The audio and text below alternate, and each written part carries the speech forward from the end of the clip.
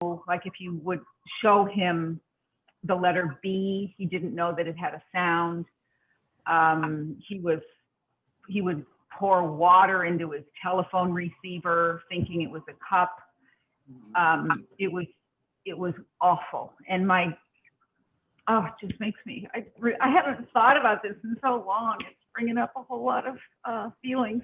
But anyway, he was like the family patriarch, he's just bullheaded and opinionated and strong and lay down the law. And, you know, we never got into trouble because it wasn't the fear of jail. It wasn't the fear of shame. It was just the fear of my father. And so he was just a very, very strong man. And to see him just taken down in every way was just breathtaking. And so, you know, they immediately start putting you into rehab, into rehab to get him to walk. Actually, walking came back within probably 10 days. And, but his speech did not, and his thinking.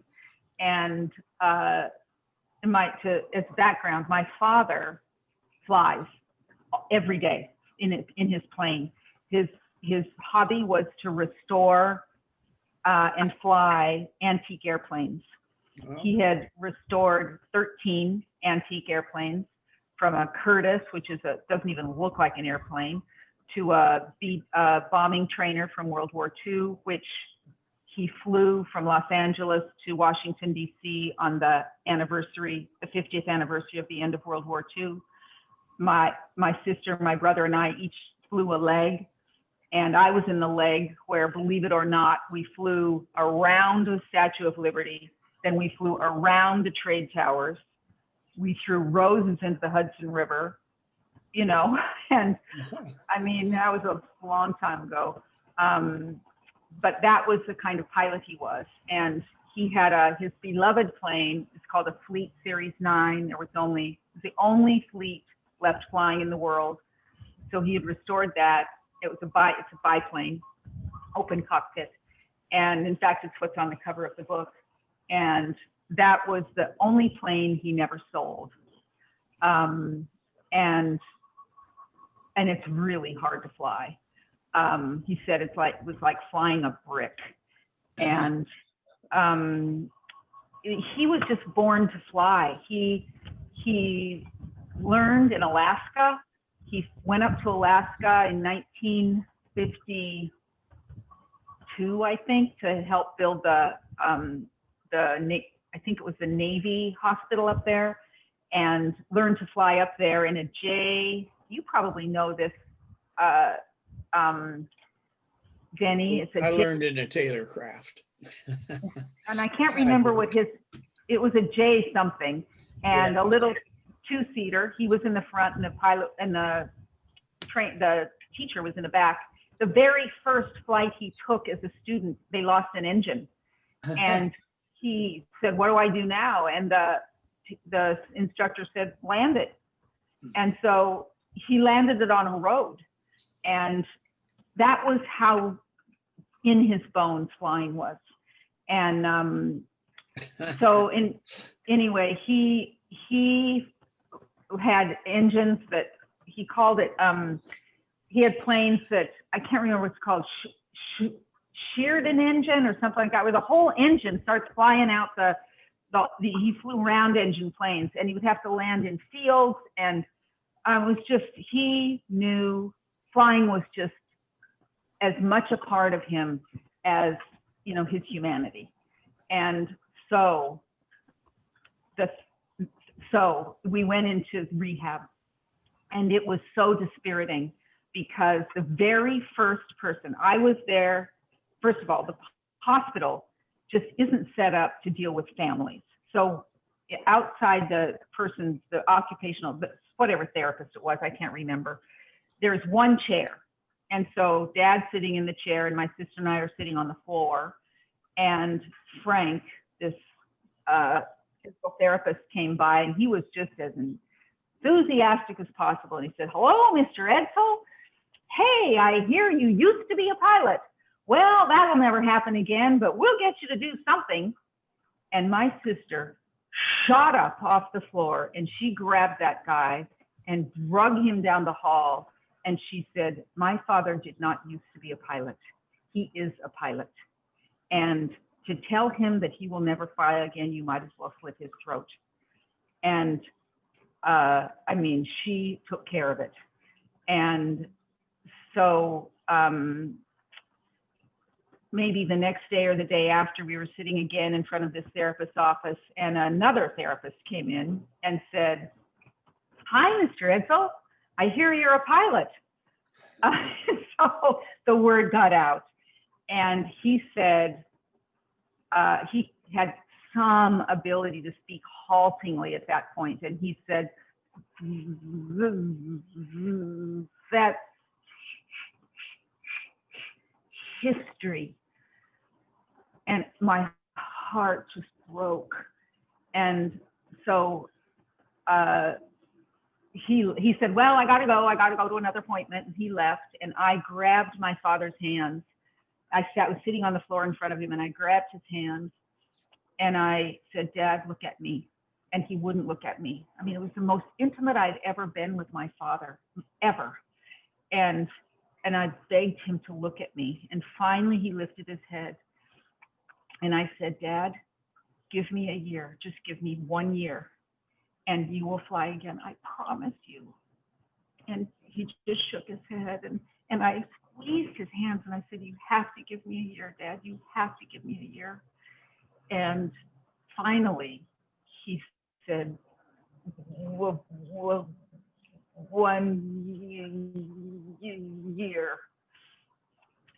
And I left. He went into his therapy session, and I thought, I have no idea how I'm going to do this. And I was living in Vermont. My sister was living in North Carolina. My father was living in Montana. So that was the beginning of what became this epic effort to get my father back into an airplane. And what made you think that you could do this on your own? nothing. I was terrified. My father and I had a pact. He said, if I ever get in that kind of shape, you know, and he would point to someone, he said, you have to walk me into the pond. And I said, I will. I promise you that I will. And it was like, I get to walk my dad into the pond, or I get to try. And I just thought, I mean, I have to try.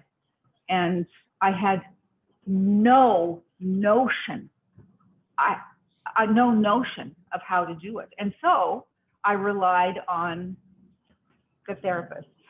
And so I went in, you know, time is passing.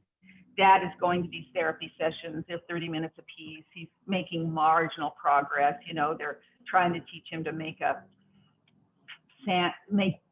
meal without using the stove. He had to role play, handing out these little cards they printed that said, I've had a stroke and I'm unable to speak. And the therapist said, you wouldn't want people to think you were a drug addict or an alcoholic, would you? And so he would have to role play handing these cards to people. It was just humiliating. It was awful.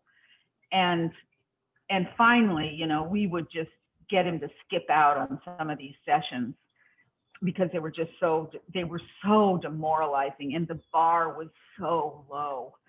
And so they got him to a point, I don't remember what the criteria was, but they got him to a point where they discharged him from the hospital. And so I went to the therapist and said, we are going to do, he was going back to Bozeman. He was in Billings, which was about 2.5 hours from Bozeman. So he's going back to his home in Bozeman. And I said, we're going to do this, continue to do this therapy with Dad. Could you help me find some materials? I see you have this whole bookshelf full of materials. Can you give me the addresses or the places where I might order them? And she said, it is not possible. This is strictly the realm of professionals. It is not possible for you to do this work. And so, no, I can't give these materials are only for professionals. And I just couldn't believe it. I couldn't believe that she would not help me. And so what we got was 3 hours of therapy a week. That was what they set us up for, was 3 hours of speech therapy a week. An hour on Monday, an hour on Wednesday, an hour on Friday. And that was it. And I just said, this cannot be. So I researched everything. I called everybody, just trying to get materials. And my sister and I were in Bozeman with Dad. We finally went to the bookstore, the Barnes and Noble bookstore, and we bought every book that was on the shelf of teacher resources, which was how to teach kids everything. The alphabet, how to read, how to spell, colors, everything, math, every single thing that a child needs to learn that was in a book. We bought all the books. And my sister and I agreed that she would come from North Carolina every 2 weeks and we'd do school with Dad. I would come from Vermont every intervening 2 weeks, and I would do school, and I would put together all the lessons. I didn't know what I was doing. I knew nothing, but I figured I can figure this out. I mean, I can figure out something. So I just put together lesson plans, and I was reading voraciously. I read about how the brain works. I read about how college students learn best in studying. I learned about how people learn. I learned about how children learn. I learned about alpha waves and beta waves in the brain. I mean, I was so afraid. I just was voracious. And so we put together school in 30-minute sections for 8 hours. We worked from 8 to 5 every day in 30-minute sections, and we broke the school down into reading, writing, speaking, reasoning, listening, and computing. Because those were the things that Dad had to be able to do in order to fly. And so I explained it to him. I said, this is the skills you have to be able to fly. And so every day we are going to work on each of these skills for an hour a day and half-hour segments. And at the beginning of each segment, I would say, this is what we're doing. And the reason we're doing this is so you can learn to speak. And the reason you need to learn to speak is because you have to use the radio in the airplane. And so then I'd hold up a flashcard that had the letter A on it. And I'd say, what is the sound? I mean, that's where we started. And it was so hard because it was so boring. And it was just so methodically boring and terrifying. You know, I mean, there's a 72-year-old man who's flown antique bombers that he's rebuilt, and he can't say "buh." But it's, you know, we just were unrelenting, and it was purely fueled by terror. And at the beginning of each section, and we would say, why? You are learning to listen. So I would say a sentence, and he would have to say it back to me. I mean, it was just grueling. And eventually he was able to speak enough that that I would say, this is the lesson. Why do you think we're doing this? How is this related to flying? And he would be able to say it. And it was sometimes super funny. Like, he had to have a reading speed of 119 words a minute. And so I would have him read articles from the paper and time him. And so there was one article that was, I don't remember the title of it, it's in the book. I don't even have a copy of my book. I tried to find one today. I have no copy of my book. But anyway, there was this article on women, somebody getting arrested for something. And it happened to be a prostitution ring that was doing phone sex. Now, I didn't read the article. I just thought it's on the front page of the Chronicle. You know, and it's a short little article, he can read it. And he's reading it, and I'm just like, oh, Christ. And so he doesn't know what phone sex is. So it gets to the part where they're doing phone sex, and he looks up at me and goes, that don't make no sense. Like, I know. And he would get to a word and he would ask me what it meant. And in this case, he said, oh, shoot, I can't remember the word, but it was something related to phone sex. And I would keep track of the words that he had trouble with. And at the end, we would go over them. Well, in that particular lesson, we did not go over the troubling words. But we became, the intimacy of that process cannot be over assessed. It was just very, very intimate. And he just got better. He just got better. And he didn't want to do it. I'm tired, you know, blah, blah, blah. I said, I'm sorry. I don't care how tired. I'm tired too. So what's the sound of this letter? I want to take a nap. Fine, we'll take a nap from noon to noon 30. That's what it says on the schedule. What's the sound of this letter? I was mean as a snake. And so that's what we did. So what sort of problems came up that you didn't anticipate? The first, I couldn't believe we didn't have any support. I couldn't believe how unsupportive the community was, the help community, the therapy community. It was as if we were threatening to them, that if he succeeded with these two girls doing work from books they bought at Barnes and Noble, it somehow would reflect poorly on their profession. And for a while, we still had these 3 hours a week with a trained therapist. But honest to God, I am telling you, she just did stupid stuff. She did stuff that he didn't care about. Like she brought in a plastic telephone and had him practice making a phone call. You know, it's like, it was just so off. First of all, he doesn't like improvisational theater, which is essentially, that is an improvisational theater exercise.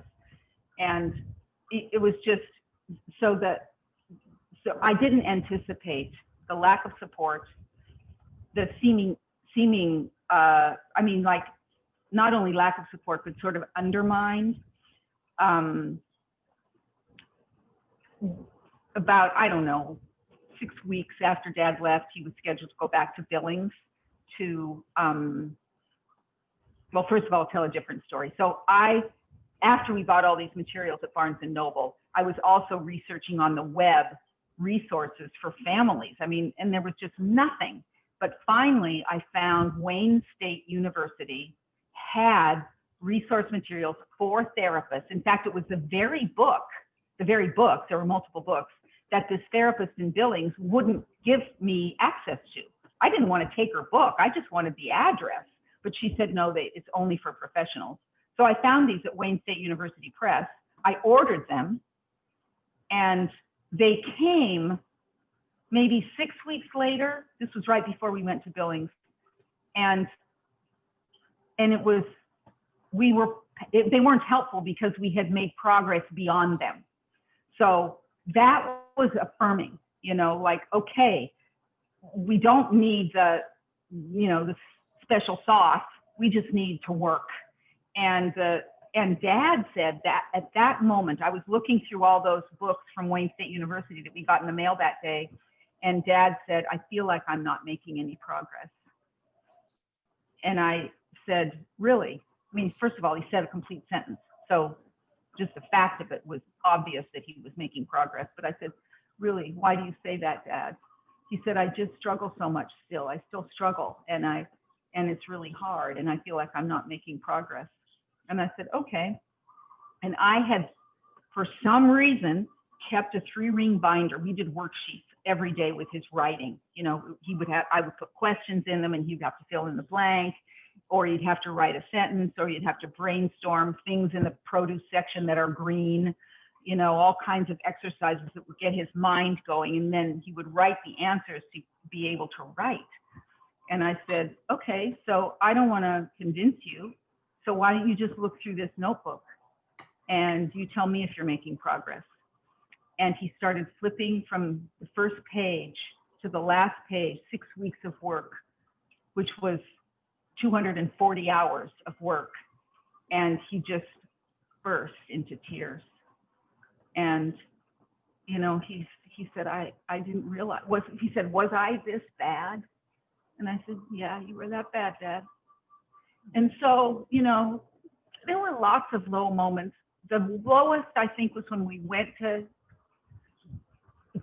Billings the 6 weeks after, and I had put together a resource sheet for families. If you want materials on how to teach someone to read, here's the book at Wayne State University Press.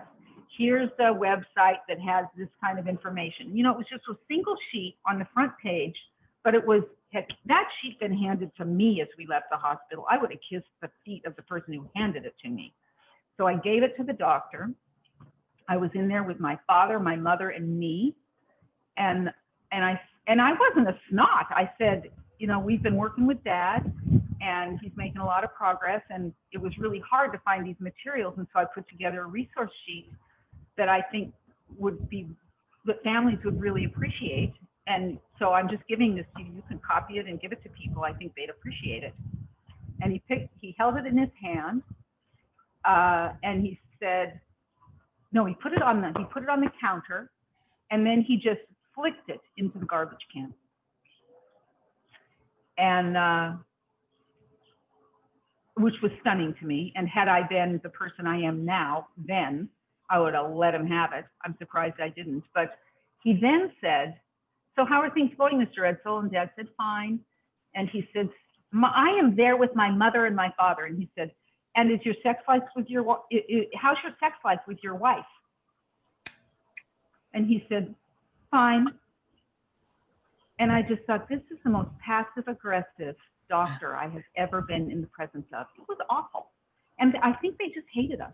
I think they really hated us because we were able, you'd think, well, I mean, I don't know. So that was, those were some low moments. There were lots of low moments because we were so tired and we did not know how long this would take, if it was going to work, if, you know, we were in the unknown. The doctors must have thought you were some sort of threat or something.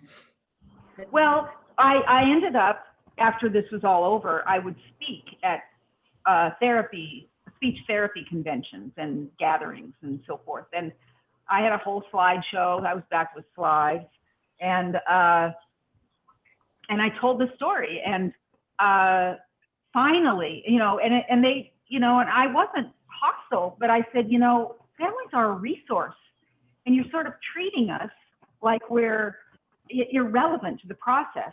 And we can be integral. We can actually buck up your workforce. We're not as smart as you. We don't know the stuff you know, but it is not, you know, the problem with flashcards is it's boring. It's not that it requires a advanced degree. It just requires coffee and jelly beans. And, you know, the help to put together the schooling is what's required from you all. We can do the grunt work. And finally, this guy stood up in the back of this conference that I was at, and he said, I think that somebody said to me, a person in the front of the room said, what we're trying to do is we're just trying to keep families from being disappointed. And I said, let me tell you, we're already disappointed. And you can't prevent that. That has already happened. And the guy at the back said, I think we need to reckon, as a profession, we need to reckon with how negative we are. And I said, the victory for us wasn't that my dad flew. That was fantastic. But the victory for us was that we tried, and that we got so close as a family, and we so learned how to listen to the hearts of each of us and how to be in love with each other, that if Dad had never flown, it would still have been worth it. And even if you don't achieve a goal, I mean, weirdly, achieving the goal is sometimes the downer, it's sort of the end. It's not really a downer, but it was the victories were many and continuous, as were the defeats. It was just sort of, it was so alive that what I said to them was, if Dad hadn't flown, nobody would have published this book. Because to the publishing industry and maybe to the reader, it's not an interesting story. But if Dad hadn't have flown, for our family, the story would have been good. It wouldn't have been what we wanted, but there is always honor in going after something you don't know if you can achieve. There's not that much honor in going after something that's a slam dunk. And going into the dark bravely and without knowing in advance the ending is where the honor is. Susan, I have a question. Mm-hmm. So first of all, I love the way that you're sort of reframing hope, because I think that's what, with cancer patients and sort of down the line, I think that there's a misunderstanding of what hope really is. And like, we don't want to crush their hope, but do you feel that, it sounds like you were able to make a little impact in the industry, if I can call it that, but do you feel like there's been any progress? Like, is it, or have you been able to look at it at all and see if there's been any change? Two things. I am confident I did not impact the industry. Okay. And I don't know if any change I just don't know. I've worried a little bit about becoming the poster child for speech recovery, and that wasn't my life, and I didn't want it to be my life. And the thing that I continue to keep resisting is, this isn't about stroke recovery. It's around, are you willing to risk it all for your dream? No matter what. Writing a book, or learning to fly, or learning to talk, or having children, or having a successful marriage, are you willing to put it all on the line to get what you want? And we pull up. Often what we do when we're after something is we pull up because it's kind of, what's the word? It's as a buffer to potential failure. So if we don't aim so high, we might achieve it and it won't be as big a disappointment. And it's just, that for me, the point is, I don't want to be disappointed that I didn't try. I might or might not achieve it, but the disappointment will be in not going full throttle for what you want in anything. And so I didn't want the story to get slotted into speech therapy or even into flight. It was really about, what does it look like to go full throttle for something you don't know if you can get? Sounds like you had a lot of personal growth through this whole thing. Is there anything you would have done differently? Oh, lot. The thing that I regret the most, it still breaks my heart to tell you the truth, is how we sidelined my mom. I am my father's child, just bullheaded and right about everything. And whether you're right or not, that people have said your family motto is, let's see, right about nothing, never in doubt. And that's my dad and I, just really gung-ho. And my mom is a saint. She was really second fiddle to my father.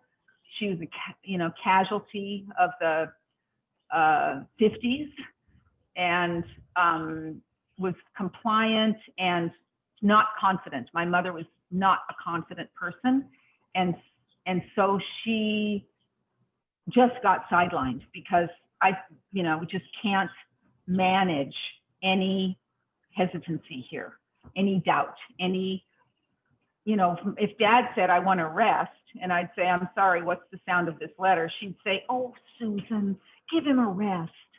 It's like, no to Mom, no. And so I sidelined her, and I feel terrible about it. Terrible. I feel terrible about it. That's my biggest regret. That might actually be my only regret, that I sidelined my mom. You maybe could have been more inclusive, included her more in Yeah. decisions and things like that. Is she still living? No, she died. Actually, she died exactly 5 years ago yesterday. Oh, I light a little candle every year for her. yeah.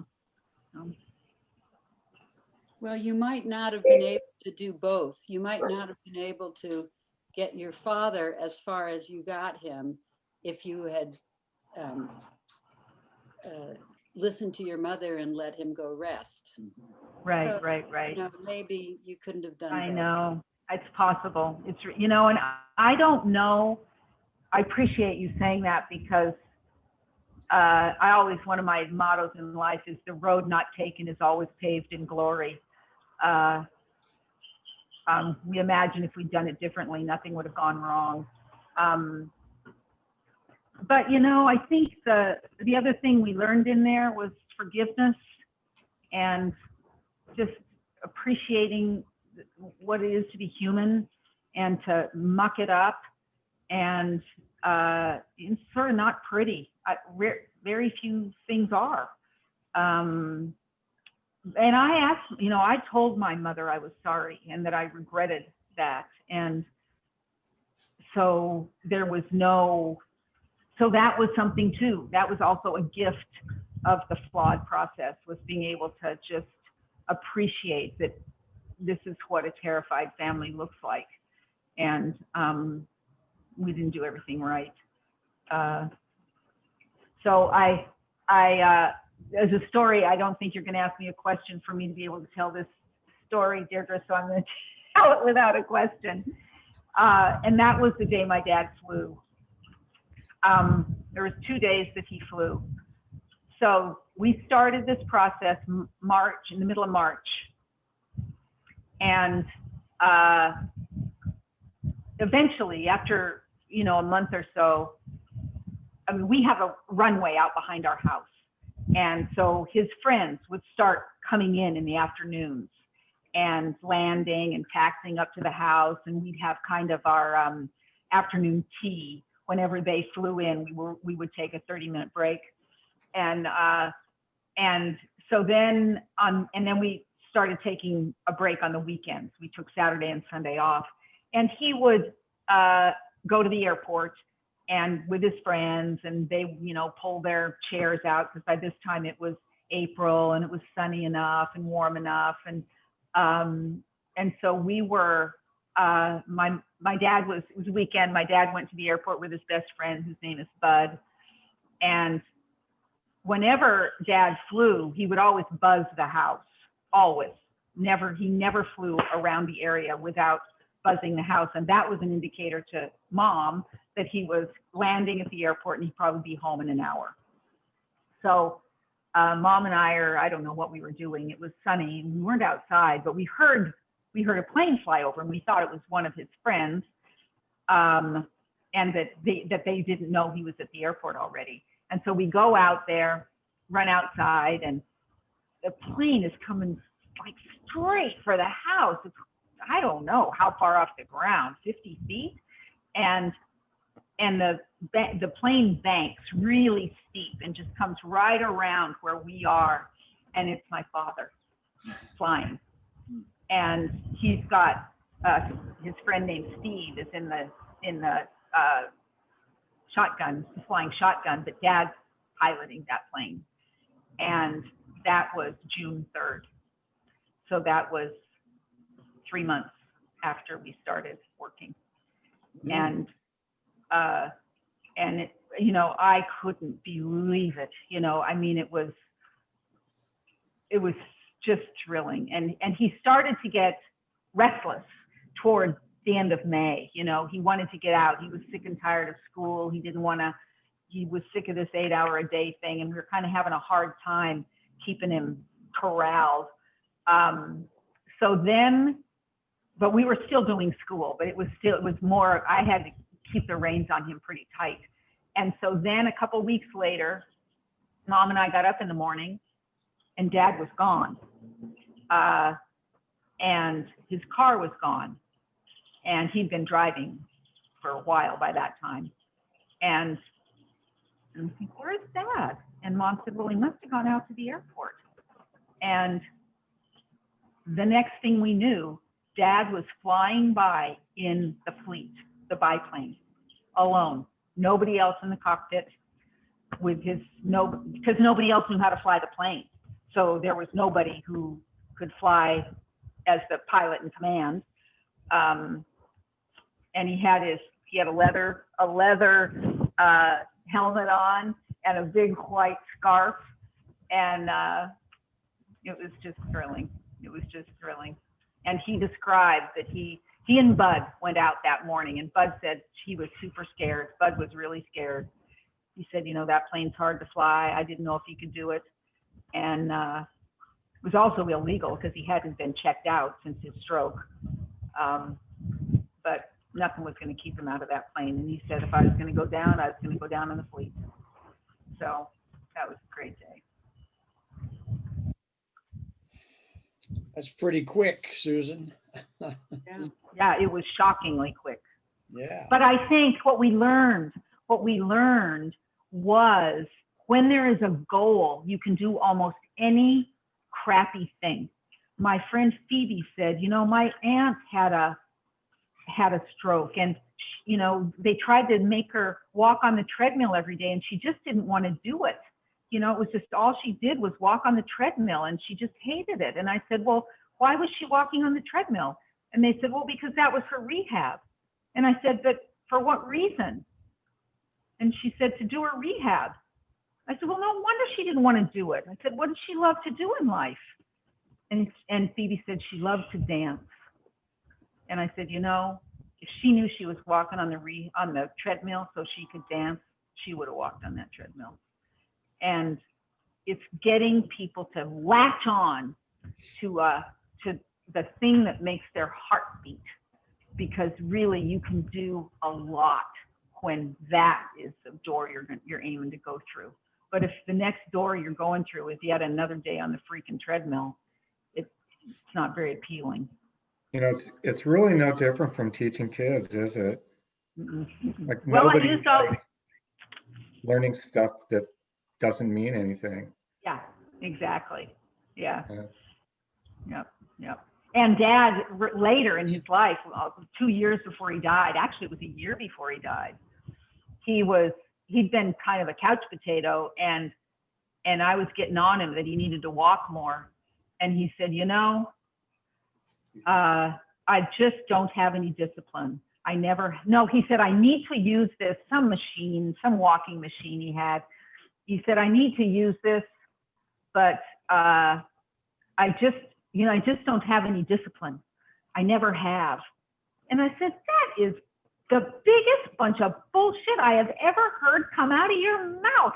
What do you mean you don't have discipline? You built a company from the ground up. You made yourself a millionaire. You learned how to talk, and you flew a plane after you had a stroke. That doesn't come from not having discipline. And I said, what you don't have, Dad, is you don't have a goal. You need a goal.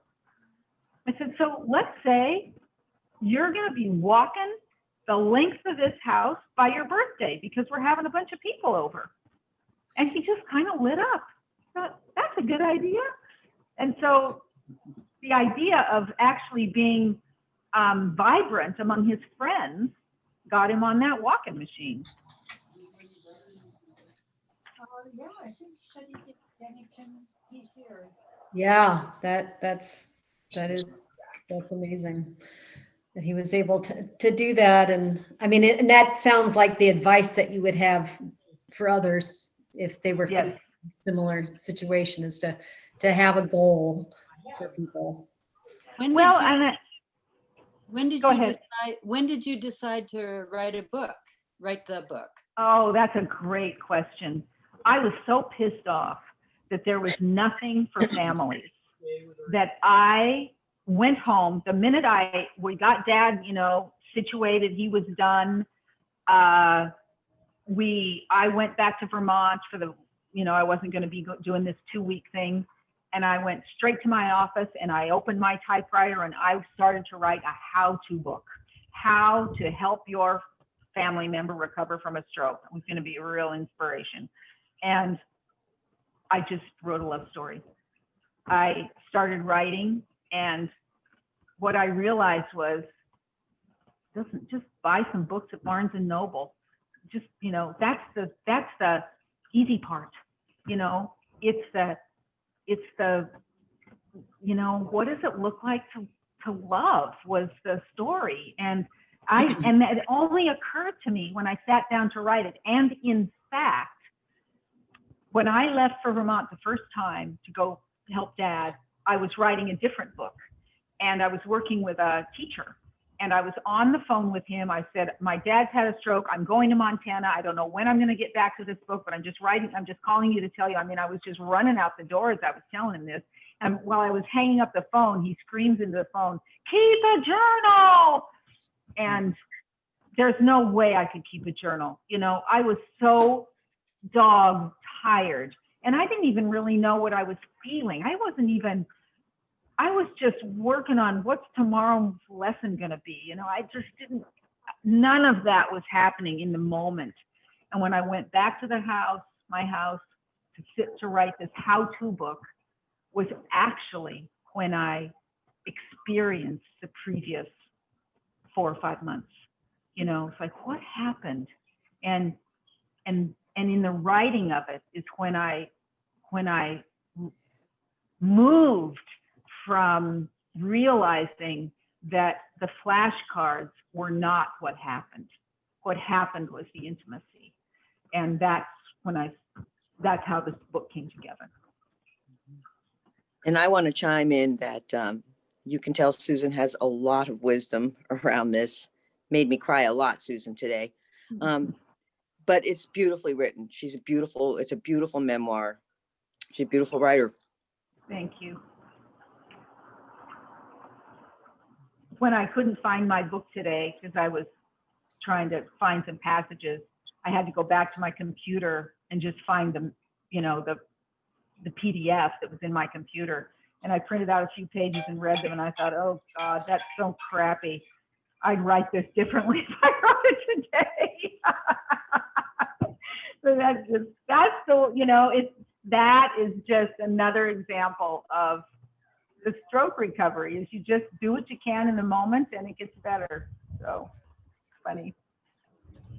Yeah, one thing that struck me was that you had to do all of this quickly, because there is a time frame that one needs to regain some of these skills. Can you talk about that a little bit? Well, yes, and I didn't know. I just knew that from them saying, he's after 6 weeks he'll have about all that he's going to get, or whatever they said. And I still don't know if that's true, but I knew that the less time we wasted, the better. I mean, that just seemed obvious. And I also knew I only had to be one day ahead. And so in the evenings, I was constantly reading, constantly finding materials, constantly making up exercises, constantly. And so the thing that was helpful to me, I actually learned this from a friend of mine who is a teacher, who was teaching Henry Miller's book. Oh, what's his book? Something that has the word cancer in it. It's a hard book, and Tropic of not about- Cancer. Tropic of Cancer. You know, it's a hard book. And I said, oh my God, you're teaching that to a college class. How do you know what to do? And she said, I'm one class ahead of them. And so she had said that to me maybe 15 years before, or 20, and I remembered it. And so I thought, I do not have to know everything. And I think somebody, you'll know who this is, Sarah, said, when you're writing, the only thing you know is the little ground ahead of you that a flashlight will illuminate. You don't have to know the whole road. And so to Your some headlights. extent, Yeah. Yeah. Staff. And Staff. so the thing that I take from this for my whole life is all of that. I don't have to know everything. I might not succeed. Put it on full throttle. You're going to screw this up. All of that is true, you know, and that it's all love. And so I can't remember what question I'm answering now. I was just asking you about the time that there's a certain. Oh, yes. So I just knew 1 or 2 days ahead. And my sister hated school, absolutely hated school. She sucked at school. She was a complete failure at school. It has haunted her whole life. And so for her to be put in this situation was almost a reckoning for her. And she was scared to death. And it was really the meeting of her and her demon. And so I supported her a lot so that she would succeed and be able to sort of wrestle this thing. And so she was every 2 weeks and I was every 2 weeks. And so I would put together lesson plans for her for the 2 weeks that she could then modify because the circumstance was never as we thought it would be. And she and I talked a lot on the phone, but the speedy thing was I sort of admitted or understood very quickly that I do not have to know the end. I have to know the next couple, sometimes the next couple hours, usually the next couple days, and that was enough. And I got used to that insecurity and actually realized that it was going to be harder for me to dance, so to speak, if I had this all mapped out than if I sort of understood the general way things go. And so we just called that learning to dance. Nice. Great. Nice. Denny's back. Well, anybody else have any other questions for Susan? We sure appreciate this, Susan. It was fascinating. Thanks. Are you going to write another book? Well, I have a book, two books actually, at the agent right now. One's a memoir and one is a novel. And sort of suffering in the penalty box from the pandemic. So we'll see how that goes. And I'm currently working on another novel. I'm having a ball, and mostly because, it's just fun. It's very fun. So my novel that's going to come out sometime in the future is called Bitterroot, and my memoir is called Saved. It's about my 10 years in a religious cult. Oh, that should be interesting. Yeah, that is. Wasn't Trumpian, was it? Well, actually, it wasn't Trump, but it was like that. You know, Yeah, it was most cults weird. Yeah, exactly. They're all the same.